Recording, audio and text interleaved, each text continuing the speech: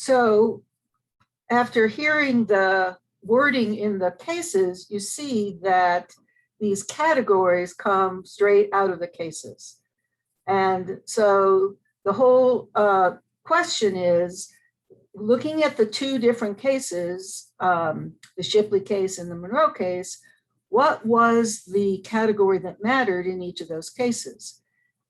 And the Shipley case ends up saying that it's not a vehicle as an auto, such as an auto. And they say basically because of this lack of potential harm to the operator and others. And then the Monroe case, they end up saying there is a lot of danger because, and one of the key things they say is that it's self-propelled, meaning that the operator wouldn't have as much control over it.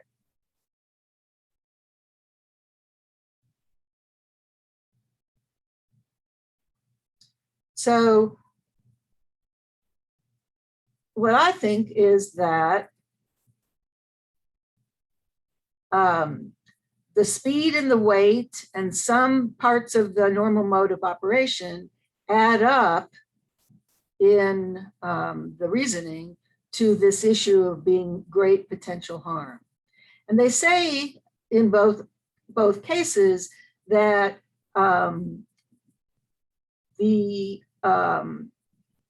some of these categories may or may not be the categories that matter. So for example, with the Monroe case, they say, we're not saying that any vehicle with a motor must inevitably be a vehicle such as an auto.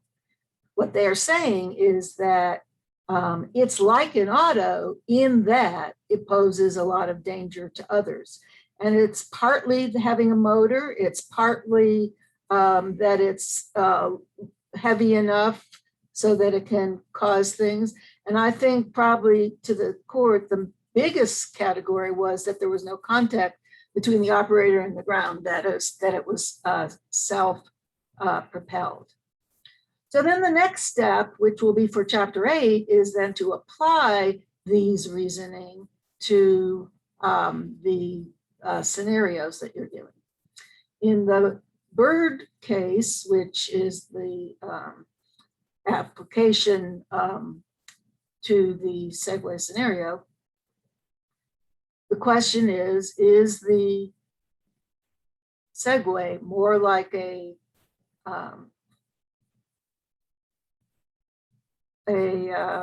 moped or a scooter?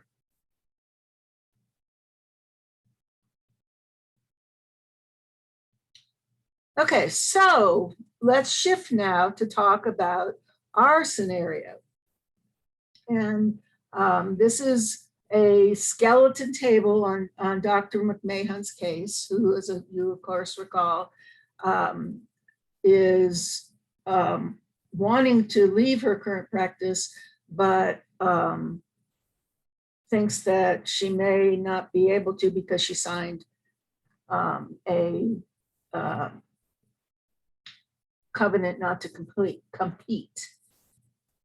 Notice that there are words that are used interchangeably here: covenant, agreement, contract. These three terms are all used. The key point is that the person has signed something that says they will not compete in some way with their existing business if they leave it. And usually there's some kind of period of time limit. So our skeleton table for Dr. McMahon, we have the North Carolina non-compete statute, which says no contract or agreement hereafter made limiting the rights of any person to do business anywhere in the state of North Carolina shall be enforceable unless such agreement is in writing, duly signed by the party who agrees not to enter into any such business within such territory.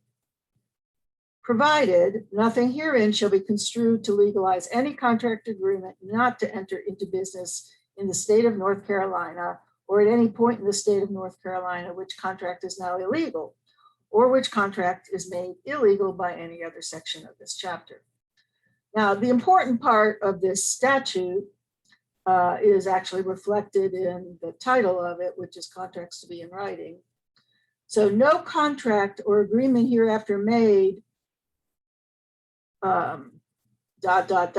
shall be enforceable unless such agreement is in writing, duly signed by the party who agrees not to enter into any such business within such territory.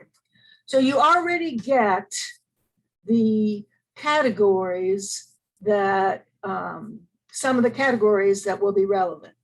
So one is type of document. The statute says it must be in writing.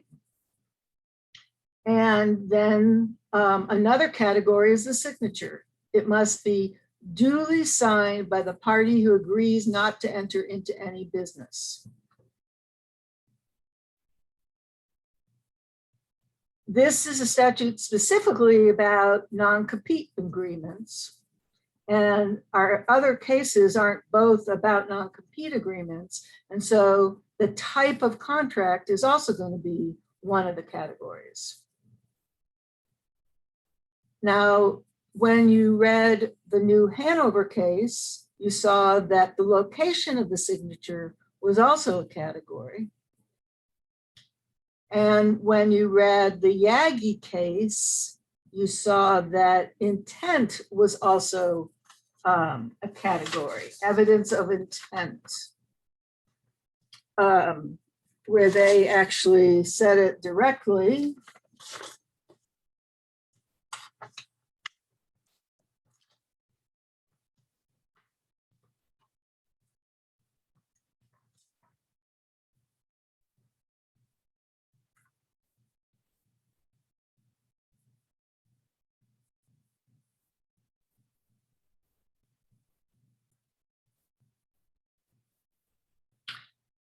So you see in the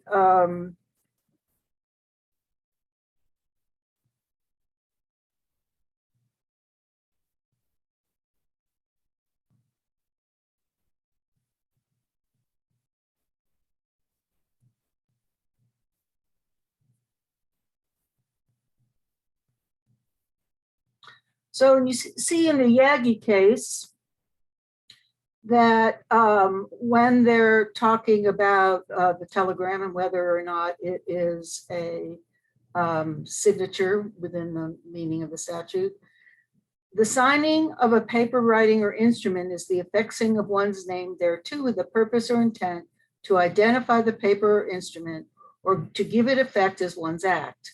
McCall v. Textile Industrial Institute. This is usually accomplished when a person affixes his name in his own handwriting. In such case, the very act clearly evidencing the intent of the signer. Affixing one's handwritten signature, however, it is not the only method by which a paper writing may be considered as being signed within the meaning of the statute of frauds. So the whole question is, how can we tell that they intended to be agreeing to this contract? And the signature on an official document is one way of evidencing it, but there may be other ways to evidence the intention of the signer or the person who wrote it. So this is a skeleton case table on the Dr. McMahon's case. This is not perhaps all the categories that you might need. I wanted to get you started, however, in case you weren't sure exactly what was involved. And so the assignment for this week is to complete this table, at least the statute, the New Hanover, and the Yagi part. Then the assignment for next week, as part of 8, will be to complete the final one and decide where Dr. McMahon stands. So I wanted to return back to the schedule.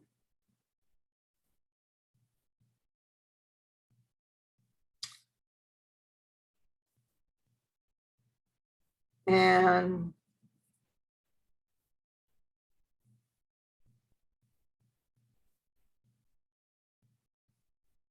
let's put it over here. And this activity that we did today is what's due on Wednesday. I put a Dropbox in the unit that we're working with, and you can do this table in some kind of spreadsheet, or you can do it as a table inserted into a document. Then the final part of this exercise will be due the following week, April 28th.